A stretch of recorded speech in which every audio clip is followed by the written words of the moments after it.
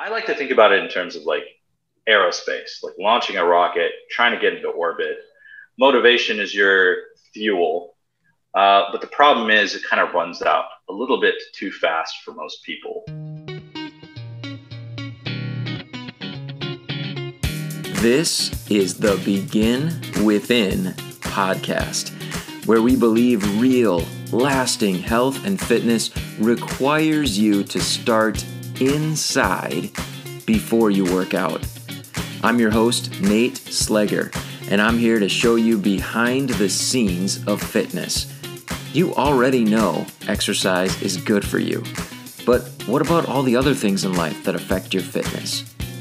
If you're looking for extra motivation to get started or to make sure you keep going, this is the place for you. Produced by beginwithin.fit. My guest today is Biju Sukumaran. He's an award-winning writer and photographer. His work has appeared in National Geographic, CNN, USA Today, The Huffington Post, and tons of other publications. He also runs a website, scienceofselfhelp.org, and various social media channels dedicated to hacking long-term change with psychology. Of course, we're here to talk about how we can apply these habit hacks to fitness. So as you listen, I want you to pay close attention to three themes. First, you're going to hear the word failure quite a bit in our conversation, but I want you to listen for how we can shift our perspective on failure in order to insulate ourselves from being bogged down by it, and in order to use failure to help us to get where we want to go with the habits that will lead us to a healthier place. Second, we're going to talk about motivation. There's that word. I use it in the introduction to the podcast. Motivation. It's huge. As a personal trainer for years, it's a word that we use on a daily basis. Motivation. And oftentimes when people ask me questions, the questions have to do with motivation. How can I stay motivated? What happens when I lose motivation? How can I keep myself from losing motivation? How can I get motivated to get started? Today we're going to talk about motivation. In particular, we're going to talk about how unreliable it is and what you could focus on instead. And then finally, listen for the value of planning. We're going to talk about how important planning is, especially when it comes to trying to make something you've never done before into a new habit. Of course, the hope is that someday it becomes automatic. It becomes easier. But in order to get to that point, it takes planning, and planning in a specific way. And Biju is going to talk about that. Okay, let's jump into my conversation with Biju Sukumaran. Like, how did that all get started? Like, I'm really curious. Like, take me through a little bit. I think it just started. Well, I'll back up and say sublime failure. That's what that's how we'll start. Like, I feel that my parents were very stereotypical immigrants, Asian tiger parents. So I had a lot of drive. They always emphasized hard work over like talent or luck and all these things. Okay. So in middle school, I always had these like books where I was sitting there and trying to see how far I could get with, doing sit-ups every day and like meditating every day. Like I still have these little books. I would just always fail, like at around the three, like underneath the 3 week mark. Okay. It would all collapse. And then later on, I was a travel journalist for living abroad, taking trips, working abroad for over a decade. And that's great. And I'm very grateful for those experiences. But for long-term personal goals, it's a life of chaos, and it's very difficult to actually have routines. Okay. So I just I happened to take a course. I was in this co-office workspace, and it was a course on gamification. And I said, "Wow, this is it! Like, this is the science of addiction, taking it from games, which I like, and I have been addicted to video games, and applying it to this other side of my life completely." So I gamified my entire life as much as I could. I found every app imaginable, and it worked for 6 weeks, and then it collapsed. So a little bit longer than before. Yeah, and so at first I was like, "Oh man, this really didn't work." And then I looked it over, and I was like, "Wow, this has kind of doubled my time. Yeah. There's something here." So I went about this kind of quest to find all sorts of different techniques on things that would extend it. And I ended up getting a lot into behavioral science and reaching out and talking to some of the people doing research in it. And yeah, that's really how it, and basically I tried to apply that to my personal life, thinking if it worked for me, of all people, it should have some sort of, like, help for other people. And it has. It turns out it has. So yeah, for sure. It's been quite a journey. Yeah. Yeah, that's awesome. I was looking over, your site and things. Like, I was wondering if your work and your background as a journalist and researcher, like, how much influence that had in, like, discovering some of these deeper, like, truths to, like, how to change our habits. Like, what connection do you feel like is there for you? I mean, and we're all benefiting from it. So, like, I think that's awesome. I guess for me, journalism is just one of those things where it highlights whatever you're interested in. For a long time, it was travel, but I love travel. I just don't think it's as important in a deep, transformative way for every aspect of your life. For me personally, I've gained some great insights from travel and all that. But when you're talking to someone who suffers from massive depression or anxiety, or cannot for the life of him lose weight, and you're able to go in and help them, that's a different level of sort of help that you can give, a transformation.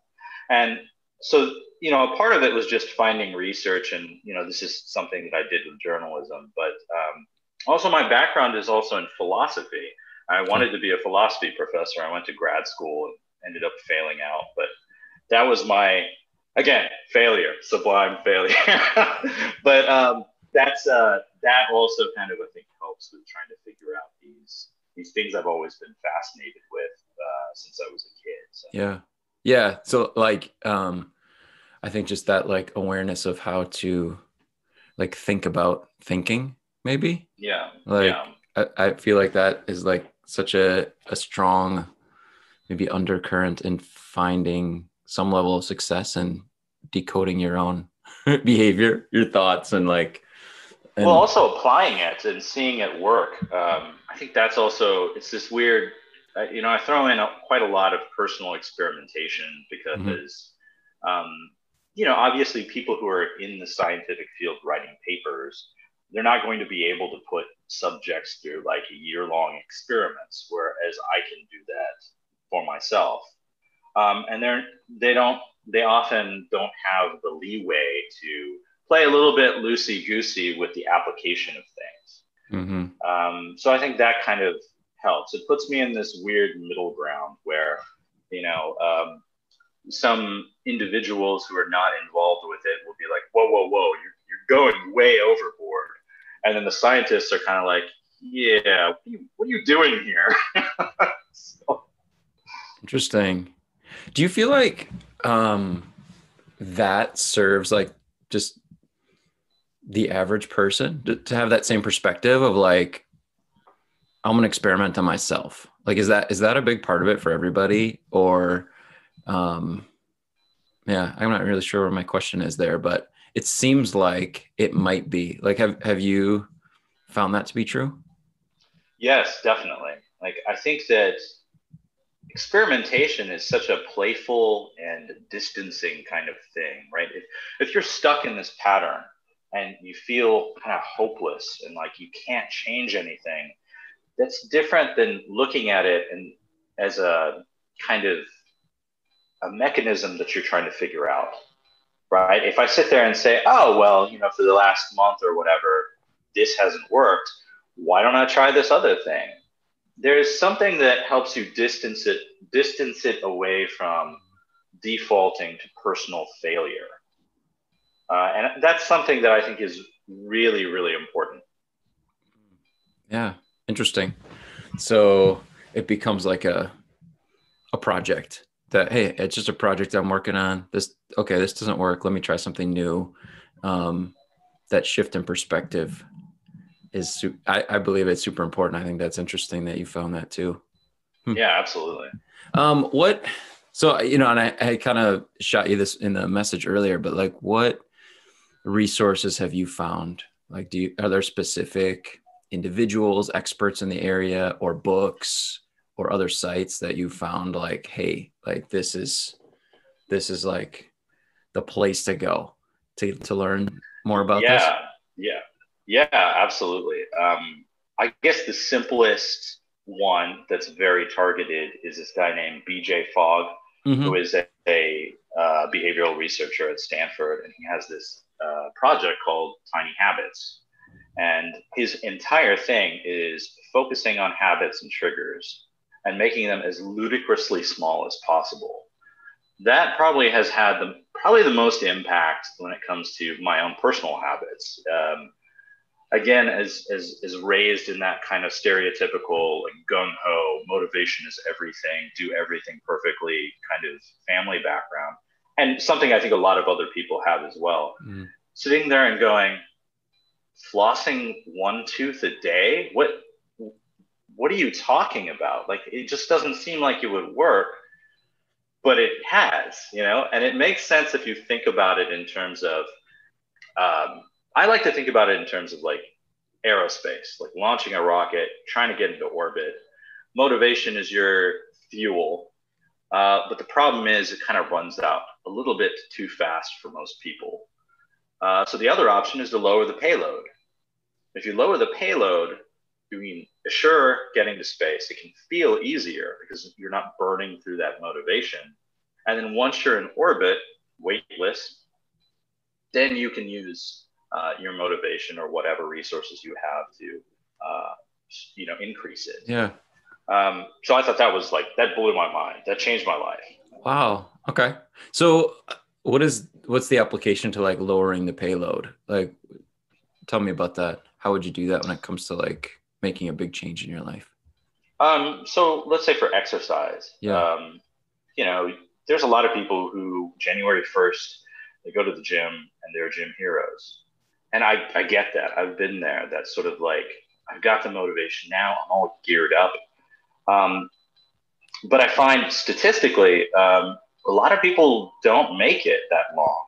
Right. In fact, the almost 3 week thing from my childhood, it turns out has a lot of correlates statistically. I think like January 17th is National Ditch Your Resolutions Day. Okay. And there's an app, a fitness app called Strava, that every couple of years they use their millions of interactions to project when people will quit their resolutions. I think one year is January 12th, and I think a year or two ago, it was January 19th. So I think going the opposite way and just getting on let's assume it's a treadmill. Let's just assume that. Getting on the treadmill for a minute. It seems weird and it feels weird and you're going to feel like an idiot doing it. But come January 19th or whenever on your worst day, when motivation has abandoned you and it's raining outside or, whatever it might be, you're going to think to yourself, it's only a minute.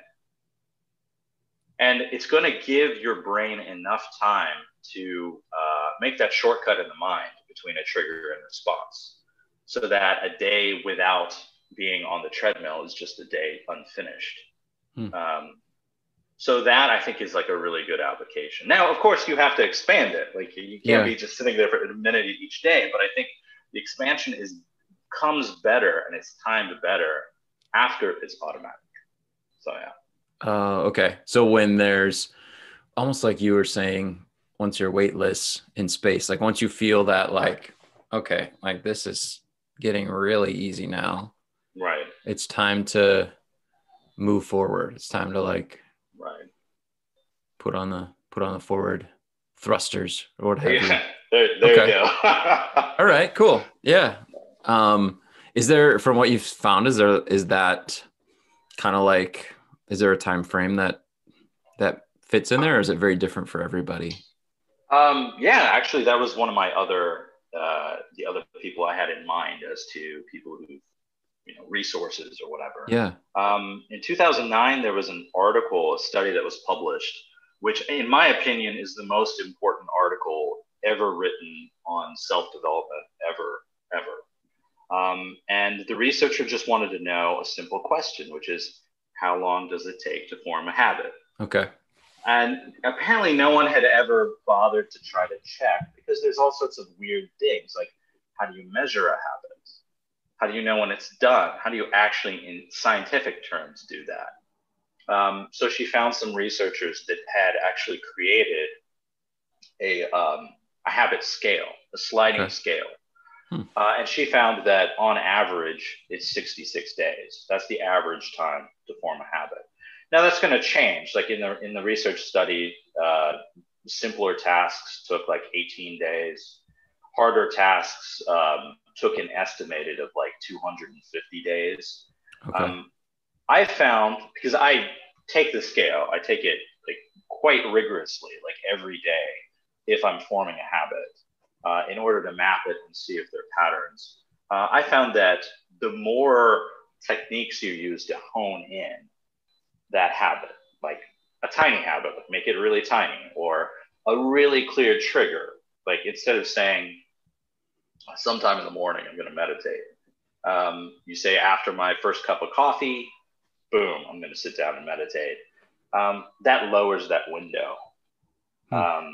So yeah, I think that on average, for me, it was around that time. It was about 2 months when I was taking the scale at first. And then it's significantly lowered to about like 18 days. Cool. Depending on how tiny you made it, or how simple it was. Okay. Yeah, and that I think that makes sense from if you have like a mechanistic model of all this stuff. Like if you plan it better, yeah, it's gonna form up better. So. Wow, cool. Any other individuals, experts, or resources that have really helped to guide? Like, I really appreciate you sharing those. Yeah. Man, there's so many. I mean, I think we're really in this time right now where all this stuff it's kind of this switch from the motivation heavy advice, which is fine. There's nothing wrong with motivation. But there's a lot of people exploring different avenues. For me, it's for focus. I mean, this is like slightly different from habits, but for me, focus is a really important thing. And there's a guy named Cal Newport who wrote a book on, I think he calls it's deep work. And his whole idea was that most people, when they're working, are kind of distracted constantly. So if you hone in that time, you can actually shorten the window you need to be focused. And it's a great book. It's a fantastic book. I have it on my list. That's why I'm smiling. I'm like, I've had it on, I have this huge reading list always, and that one's been on there for a while. So yeah, now I'll have to get to it. Yeah. Oh man. Oh, cool. Thanks for sharing that. So and I want to be respectful of your time. What would you say to someone who has a ton of changes to make? Like maybe they haven't been in this process. Maybe they're hearing about it for the first time and they're like, man, I have so far to go. And we've been using that exercise example, or weight loss. Let's say like they have 100 pounds or more to lose. And just like, they start to realize this is going to affect how I sleep, how I eat, what I drink. Like, what advice might you give to them based on the research that you've done? Yeah, that's really tough, and I really feel for that situation. What I would say is to try to narrow it down to one, maybe two things, and Okay. really try to find the thing that is the most bang for your buck. Right? If you're talking about health, I'm it's loosely I would say that it's eating. Mm-hmm. Right? Yeah. Eating healthy is gonna affect weight loss, it's gonna affect your long-term health, and it's gonna affect your energy levels and sleep patterns. So to me, it's really trying to figure out and strategizing what's the thing that's gonna make you feel better in the most arenas of your life, Mm-hmm. most areas of your life. And then after that, if you've narrowed it down to one or two, um, plan it out. Be really careful in planning it out. I've seen so many people this January 1st just launch into their habits. Like they're so amped. They're like, I'm ready. I'm sure it's been like exacerbated by the pandemic and Yeah. all this stuff that's going on in the world. And they're like, I'm going to make this change. I'm going to do this. And they don't think to see whether it's, I think the term is smart, small, measurable. Let me look this up. I don't want to mess this up. It's like specific, measurable, attainable, relevant, and time based. Like you want it to be, don't sit there and say, I'm going to get a six pack in like 1 month. Mm-hmm. Like really focus on those kind of process oriented versus goal oriented um, behaviors. Um, and then I would say that a part of planning is um, something called a WHOOP protocol, another acronym. Hmm. Yeah. Uh, Wish, outcome, obstacle, plan. And that Okay. is also a big behavioral science thing, is that your outcome, it should be an if then trigger if you want to have it. But also for all goals, you want to kind of like plan an obstacle. Like there's probably going to be obstacles in your path that are obvious after the fact. Um, if you are trying to start a running habit and you don't like running in the rain, it's probably going to rain at some point. So plan that out, because what they found was that a lot of people didn't brainstorm or access their pessimism Hmm. to figure out these obvious workarounds. They were so focused on the positivity, and again, both are important. Yeah. But this one lady, Dr. Gabriel Ottingen, she found that there were a lot of people who were just doing positive planning that ended up failing. Um, Interesting. so yeah, Oh, cool. Wow. Thanks. Yeah, I haven't heard of the WHOOP acronym, so yeah, that's awesome. So, and in particular, the obstacle planning for obstacles would be super important. Huh. Awesome. yeah. Because a Cool. lot of people, I think, have these. This I think one blogger called it "aw screw it" moments. Like everything's Yeah. going well, it's raining, you can't find your shoes, you can't find your raincoat, whatever, and you go, screw it, and that's the beginning of the end. Yeah. I missed yesterday. Like, what? It's just another day.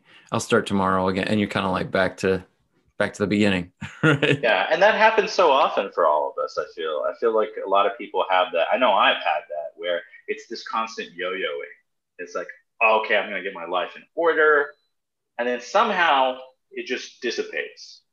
And then a couple months later, I'm like, oh right, the thing that was supposed to start changing Mm-hmm. my life, totally forgot about that. Yeah, I should do something about that again. And it's this cycle that happens. You, Um, oh, I want to be respectful of your time. no, that's fine. Do you, when that happens, because I think you're right. I think that happens. I know it happens for our clients, happens to me. What might be the best like next step, like healthiest way to kind of frame that? Is it to kind of replan, to make it smaller, make it easier, or is it best to like just try to get back? Let me just start tomorrow with my original plan. Yeah, I think that it's kind of a weird combination of both. And I think you need to feel it out for the specific person. A lot of people do too much. They like bite off way too much because they're reacting in the the motivation heavy moment of when they started. Mm-hmm. So I mean, I've advised people and I've told them this kind of thing, and almost in the next post responding to me, they'll say like, awesome, I'm going to like run for 30 minutes. And I'm like, no. You already, it's really hard for us humans to actually sit down and think patiently. So I'm of if it's something like that, I tend to think of it again like a mechanical system. If your car didn't get to the finish line, you need to like assess what went wrong before. Is there something wrong with the engine? Did you fill the tank enough? All of this stuff. But if you have done it, if you've done everything right, I would say don't sweat it, right? Like paper the study that I referenced before, one of the interesting things they found was that habits don't stop forming if you miss a day. They keep forming. They did like statistical analyses of like if they missed a day or if like doing 3 days in a row will definitively make the fourth one a stronger habit. And what they found was that a habit is this weird structure in the mind. It's not streak based. Okay. Counter to what a lot of like programs and very popular apps would have you believe. So don't sweat it. Just start again the next day. Just pick it up and be really compassionate for yourself, because it's probably going to happen, even if you have all the planning right. I mean, life is just too variable for it. Yeah. Just remember that the habit is the primary thing. It's some weird structure, shortcut structure in the mind that could be strong, but you might miss days. You're still like a toothbrusher if you miss one day. Mm-hmm. The side effect is that you're consistent, and consistency over time is the key. Oh, interesting. Okay. Huh. So don't feel like, oh, I failed. Like this isn't going to work. Just like self-compassion, like, oh, whatever, life's crazy. I'm just going to not worry about it. Start tomorrow. Exactly. Yeah. Okay. And you're not starting again. I think that's the key to remember. Oh. You're still forming that habit. It's a continuation. Yeah. It's just not contingent on absolute, adherence perfection. to Yeah. it. Right. Okay. And, again, like we don't know all the variables. That's the other thing. And breaks are really important. And sometimes you got to take them. And that's okay. Oh, interesting. Like, yeah, it's okay. I just took a vacation on my habit here, right? Yesterday, I needed a vacation. Yeah, but I'm gonna get back to work. But not too many, because otherwise you're back at square one. So that's the key, is that you got to be moderate about it, and it can be very easy to backslide. And I think that's why the tiny habit thing is so genius. Is that if most days you're thinking, oh, I'm just flossing 2 teeth. If you miss a day, okay, but the next day you're going to be back to that whole like, it's just 2 teeth. Yeah. So interesting. Cool. That makes a lot of sense. Yeah. Awesome. How can we find out more about you and your work? Like, what would be the best way to get in touch with you? Yeah, sure. I have a website. It's scienceofselfhelp.org. Okay. And I'm also very active on Instagram. Again, Science of Self-Help. And I answer really targeted questions on Reddit. Same handle. Okay. So I'm on all the productivity sort of boards. And if you look at my profile, you'll see a lot of very, very specific problem area answers where I'm able to actually link to all of the research and whatnot. So cool. Awesome. Thank you very much. Yeah, thank you. Let's just take a couple of minutes to revisit those themes that I asked you to listen for: failure, motivation, and planning. First of all, failure. I want you to know that whenever Biju says the word failure, he has a smile on his face because he knows the value of failure. And yet, let's be honest, most of the time we don't feel that way about it. We don't feel like it's valuable. We cringe when we think about our personal failures. especially when it comes to health and fitness. But really, there are no failures. There are only learning opportunities. So we have to use failure. It is part of the process of becoming better. No one ever got started on this journey of health and fitness, getting to a healthier place, without failing at some point along the way. And just because they failed doesn't mean they gave up. And that is going to be the case for you as well. The second theme was motivation. We talked about how motivation runs out. Motivation is disappointing, or at least it's disappointing when we think that motivation is the thing that's going to take us all the way to where we want to go. The reality is it runs out really, really quick. So it's great if you can get a ton done while you're still really motivated, but the reality is it's going to run out. And more likely than not, when that happens, you'll just go back to doing things the way that you always did them, according to those old habits. So when we're building habits, we cannot depend on motivation. So when it comes to health and fitness, when it comes to getting to a healthier place, we can't depend on motivation to take us there. So the answer is to make our focus very small. The steps that we're focused on taking need to be very tiny, so tiny that it almost feels ridiculous to focus on them. But when we do it that way, when we make it so small and so easy to do, we don't have to rely on motivation, and progress becomes more possible for us, much more possible for us.